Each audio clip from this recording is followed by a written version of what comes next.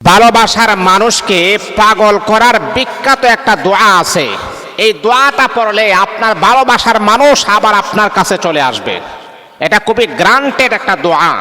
এই দোয়াটা আপনারা শিখে ফেলবেন। অনেক সময় আছে কি জানেন, আপনি তাকে অত্যন্ত ভালোবাসছেন, মোহাব্বত করেছেন, এখন সে যখন আপনার সাথে মোবাইলে কথা বলা যখন বন্ধ করে দিয়েছে, তখন আপনার নিজের মনটাও বন্ধ হয়ে গেছে, মনের ভিতরে অস্থিরতা কাজ করতেছে, মানে আপনার দম বন্ধ হয়ে আসছে।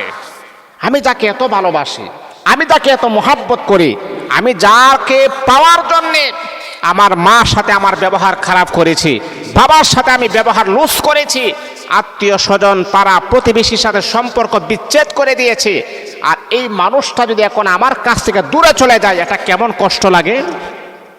এই জন্যে বাবা, আপনি যদি আপনার ভালোবাসার মানুষকে যদি আপনি পেতে চান, আপনি যদি আপনার মোহাব্বতের মানুষকে যদি আপনি পেতে চান, তাহলে এই দোয়াটা অবশ্যই আপনি শিখবেন।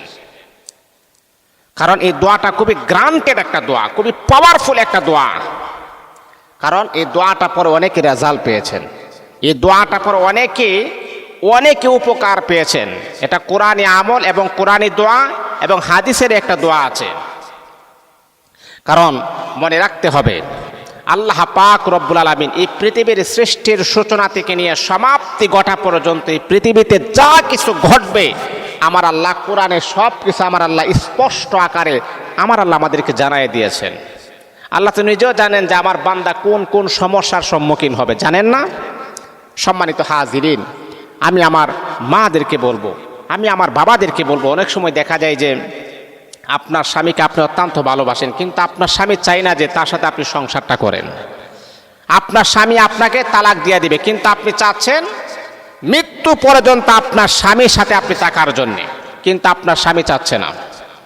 আপনার স্বামী পরকীয়াতে জর্জরিত, পরকীয়া করে, অন্য নারীদের সাথে তার খারাপ সম্পর্ক চলতেছে, বাজে সম্পর্ক চলতেছে, তখন আপনি কি করবেন? মা, আমি আপনাকে বলছি, এই দোয়াটা আপনি পড়বেন। এই দোয়াটা আপনি পড়বেন, দেখবেন কয়েকদিনের ভিতরে আপনার স্বামী আপনাকে নতুন বিবাহ করার পরে যেই পরিমাণ মোহাব্বত করেছে, যেই পরিমাণ ভালোবাসছে, সেই পরিমাণ মোহাব্বত ভালোবাসা সে আপনাকেও দিবে ইনশাআল্লাহ। এই আল্লাহ তাআলার বান্দা বান্দি শোনো, পাগল হওয়া যাবে না, অস্থির হওয়া যাবে না। অনেক নারী আমাদেরকে ফোন দেয়া বলে, অনেক পুরুষ আমাদেরকে ফোন দেয়া বলে, হুজুর তাকে আমি অত্যন্ত মোহাব্বত করি, অত্যন্ত ভালোবাসি, যদি আমি তাকে না পাই তাহলে আমি আত্মহত্যা করব, আমি জীবনটা আমি শেষ করে দিব। ওই সমস্ত ছেলেদেরকে আমি বলি, তুমি পাগল হয়ে গেছো। আবার কিছু নারী আছে আমাদেরকে বলে, হুজুর তাকে আমি এতটাই প্রচন্ড পরিমাণের মোহাব্বত করি, প্রচন্ড পরিমাণের ভালোবাসি, ওই ছেলেটাকে যদি আমি না পাই তাহলে আমি সুইসাইড করব, আত্মহত্যা করব। আবার ওই সমস্ত মাদেরকে বলি, ওই সমস্ত বাবাদেরকে বলি, না রে বাবা, এমন সিদ্ধান্ত কখনো নেওয়া যাবে না। জানেননি আপনার জীবনের দাম কত বেশি আপনি জানেননি? কাবা শরীফের গিলাফের চাইতো আপনার জীবনের দাম অনেক বেশি। আর আপনি একটা মেয়ের জন্য আত্মহত্যা করবেন? এই বোকা ছেলে, আপনি একটা মেয়ের জন্য আত্মহত্যা করবেন? এই বোকা মেয়ে, আপনি সাধারণত একটা ছেলের জন্য আপনি আত্মহত্যা করবেন? এইরকম দুঃসাহস আপনি করেছেন, আপনি কি মনে করেছেন এটাই কষ্ট? না না না, দুনিয়ার কষ্টটা আখিরাতের সাথে তুলনা দিলে আপনার ঈমান থাকবে না। দুনিয়ার কষ্ট তো আসলে কোনো কিছুই না, আখিরাতের কষ্টের 100 ভাগের কিঞ্চিত পরিমাণ 1 ভাগও হতে পারে না। অনেক মহিলা আছে দুনিয়াতে একটু কষ্ট পাইলে বলে, আল্লাহ আমার কেড়ে নেই না, এই দুনিয়াতে আমার টাকার কোনো প্রয়োজন নাই।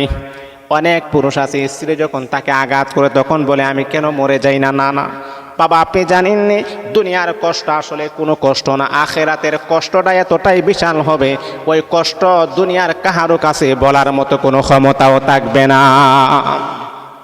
এই জন্যে বাবা, আপনি আপনার প্রিয় মানুষের জন্য এই দোয়াটা আপনি পড়বেন, ইনশাআল্লাহ প্রিয় মানুষ আপনার বসে চলে আসবে, আপনার বাধ্য হয়ে যাবে ইনশাআল্লাহ। দোয়াটা এক মাগরিব থেকে আরেক মাগরিব, মানে 24 ঘন্টা আপনি করতে পারবেন, কিন্তু হ্যাঁ 2টার সময়, আমি ম্যাক্সিমাম সময় বলি 3টার সময় হচ্ছে বেটার। 3টার ভিতরে একটা সময় হচ্ছে সবচাইতে ইম্পর্টেন্ট একটা সময়।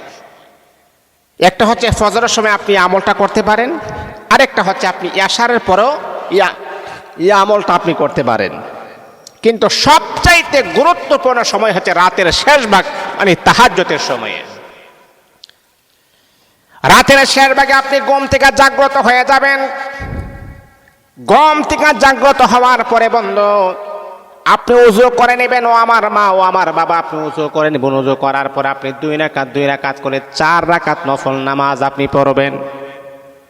নফল নামাজ পড়ার পরে যেই ছেলেটাকে আপনি মহাব্বত করেন, ওই ছেলেটার নাম, ছেলেটার বাবার নামটা আপনি একটা খাতার মধ্যে লিখবেন, একটা সাদা কাগজের মধ্যে আপনি লিখবেন। ও বাবা, আপনি যে মেয়েটাকে মহাব্বত করেন, ওই মেয়েটার নাম, মেয়েটার মার নাম আপনি একটা সাদা কাগজের মধ্যে আপনি লিখবেন।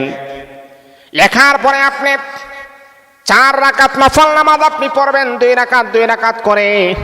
নফল নামাজ পড়ার পরে যাই নামাজের ভিতরে আপনি বসবেন। যাই নামাজে বসে একমাত্র শুধুমাত্র কেবলমাত্র আল্লাহর উপরে পরিপূর্ণ আস্থা এবং ভরসা নিয়ে প্রথমে আপনি দুরূদ ইব্রাহিম পড়বেন। আপনি 11 বার পড়বেন, আল্লাহুম্মা সাল্লি আলা মুহাম্মাদিন ওয়া আলা আলি মুহাম্মাদ কামা সাল্লাইতা আলা ইব্রাহিম ওয়া আলা আলি ইব্রাহিম ইন্নাকা হামিদুম মাজিদ।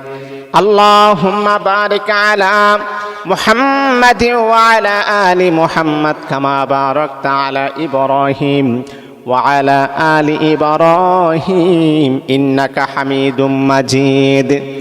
11 বার দুরূদ ইব্রাহিম পড়বেন। 11 বার দুরূদ ইব্রাহিম পড়ার পরে 11 বার ইস্তিগফার আপনি পড়বেন। আস্তাগফিরুল্লাহ রাব্বি মিন কুল্লি যামবি ওয়া আতুবু ইলাইহি লা হাওলা ওয়ালা কুওয়াতা ইল্লা বিল্লাহিল আলিয়্যিল আযীম।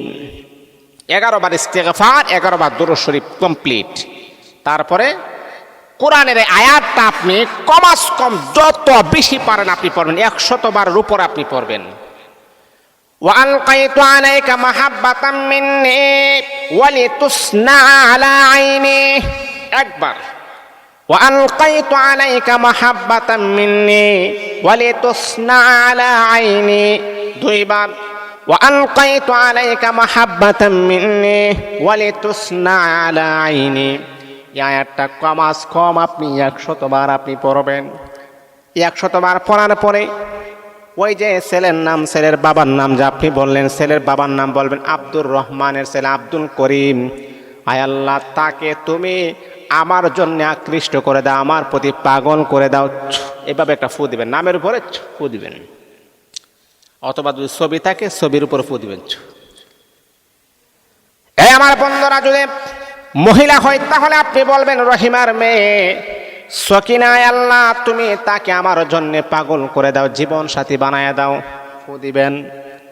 আর যদি আপনার স্বামী হয়, আল্লাহ স্বামীর বাবার নাম নিয়ে বলবেন আমার স্বামীকে, আয় আল্লাহ আমার স্বামী পরকিয়া করে নাজায়েজ কাজ করে, আমার স্বামীকে আমার প্রতি আকৃষ্ট করে দাও, আমার স্বামীকে আমার প্রতি বশ করে দাও। এইভাবে আপনি ফু দিবেন ইনশাআল্লাহ। তারপর আরেকটা দোয়া আছে, আল্লাহুম্মা মাইয়ানফানি ওহিব্বুহু ওয়া হিব্বা, এইরকম একটা দোয়া আছে। দোয়াটা আমার এতটা জানা নাই, কিন্তু আপনি যে কোরআনে যে আয়াতটা, সেই আয়াতটা আপনি বেশি পড়বেন, সেই আয়াতটা আপনি বেশি পড়বেন। তারপর আপনি বলবেন, আপনি কি করবেন, এই আয়াতটা কমাস কম আপনি 100 বার পড়বেন। ওয়া আলকাইতু আলাইকা মাহাব্বাতাম মিন্নি ওয়া লিতুসনা আলা আইনি, এতটুকু আপনি কমাস কম আপনি 100 বার আপনি পড়বেন। পড়ার পরে ছবিটাকে ছবিটা আপনি ফু দিবেন, তার বাবার নাম নিয়ে, ছেলে হইলে বাবার নাম আর মেয়ে হইলে মার নাম। কথা বুঝেন নাই? যেমন ধরেন, আমি উদাহরণটা দেই, আব্দুর রহমানের ছেলে আব্দুল করিম, আল্লাহ সে আমাকে ভালোবাসে, এখন ভালোবাসেন, আল্লাহ তার অন্তরের ভিতরে আমার প্রতি মোহাব্বত ভালোবাসা তুমি জাগ্রত করে যাচ্ছ, ফু দিবেন। মেয়ে হইলে আপনি বলবেন, আল্লাহ সকিনার ছেলে জরিনা, না সকিনার মেয়ে জরিনা, সে আমার সাথে সম্পর্ক করত, আমি তো তাকে অত্যন্ত ভালোবাসি, মোহাব্বত করি, আল্লাহ তার অন্তরের ভিতরে আমার প্রতি মোহাব্বত জাগ্রত করে দাও। ইনশাআল্লাহ দেখবেন কয়েকদিনের ভিতরে আপনাদের সম্পর্ক আবার জোড়া লেগে যাবে ইনশাআল্লাহ। কারণ আপনার যদি নিয়ত যদি সহি থাকে। অনেক ছেলে আছে কি জানেন, দুষ্ট অনেক ছেলে আছে, মেয়েও আছে। ছেলেটা ধনী আছে, তার কাছ থেকে টাকা পয়সা নিয়ে তার সাথে সম্পর্কটা আমি ডিলিট করে দিব। এরকম না, এরকম নিয়ত করে যদি আপনি করেন তাহলে আপনার বিপদের সম্মুখীন আপনি হবেন। এইটা আমলটা এমনভাবে করতে হবে, হালাল উপায়ে হালালভাবে করতে হবে।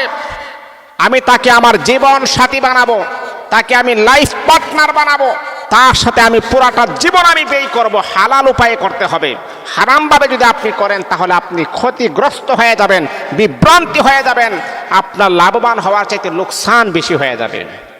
হালালভাবে আপনি করবেন, কারণ কোরআন হচ্ছে পবিত্র। কোরআনের আমলটা করতে হবে পবিত্রভাবে। কোরআনের আমলটা কখনো নাপাকভাবে যদি আপনি করেন তাহলে আপনি ক্ষতিগ্রস্ত হয়ে যাবেন। এই দিকে অবশ্যই আমাদেরকে ফোকাস রাখতে হবে।